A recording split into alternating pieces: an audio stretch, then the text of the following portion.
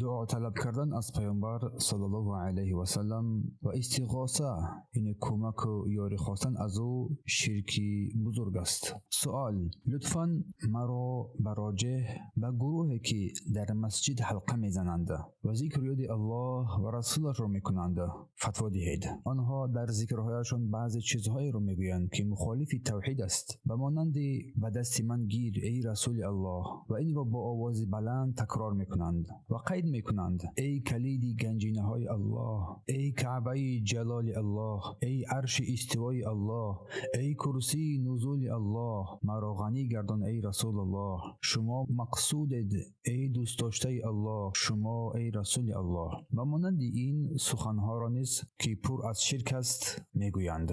جواب: بسم الله. اولا ذکر الله به طرز گروهی، به طرز جماعتی با آواز یکسان، این روش تصوف است و روش اهل بدعت است. از رسول الله صلی الله علیه و سلم چنین ذکرها ثابت نشده است و فرمود من احدث فی امرنا هذا ما لیس منه فهو رد. هر کی در دین ما چیزی را نو کند که در آن نیست، آن رد کرده می شود.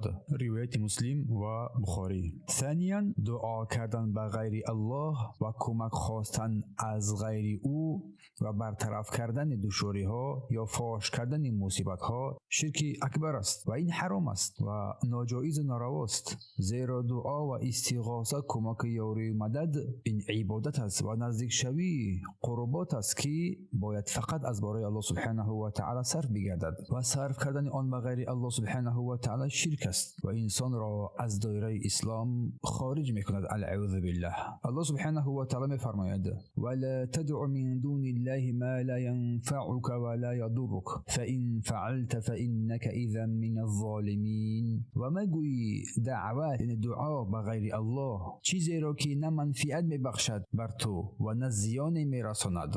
اگر چنین کاری را انجام بدهی پس بیشک و بدون تردید تو از ظالمان خواهی بود. فإن فعلت فإنك من الظالمين إن يمسسك الله بضر فلا كاشف له إلا هو. و اگر الله بر تو بدی رساند هیچ کس جز او آن را دور کرده و برطرف کرده نمیتواند. و این یریدک بخیر فلا راد لفضله یصیب به من یشاء من عباده و هو الغفور الرحیم. و اگر بخواهد بر تو خیری برساند پس کسی نیست که فضل او را باز دارد. سوره یونس آیت 106-107. و همچنین فرمود و ان المساجد لله فلا تدعوا مع الله احدا.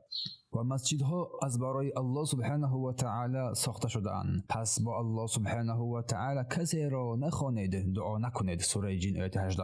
و نیز الله سبحانه و تعالی می‌فرماید و من یدع مع الله الها آخر لا برهان له به فانما حسابه عند ربه انه لا یفلح الكافرون. و هر کی به الله غیر او را بخواند به آنکه برای آن بدون دلیل حجت است، حساب او در نزد پروردگارش خواهد بود، بیشک که کافران رستگار نخواهند شد. سوره مومنون آیت 117. و این چنین در حدیث اومده است که رسول الله صلی الله علیه و سلم فرمودند اذا سألت فاسأل الله و اذا استعنت فاستعن بالله.